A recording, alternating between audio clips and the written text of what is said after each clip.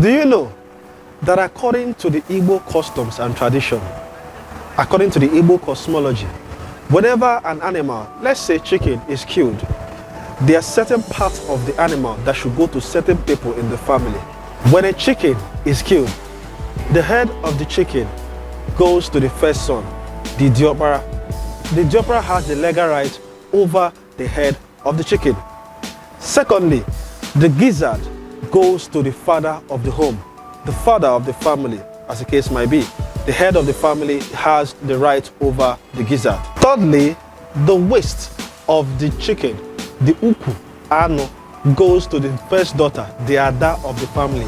The ada of the family has the right over the uku, that is the waist of the chicken. If you look at all the parts mentioned, you realize that the uku ano, which is the waist, has the most fleshy part.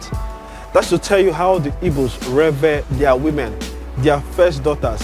When the Igbos try to eulogize their daughters, you hear them say stuff like Ada Neru Kwano.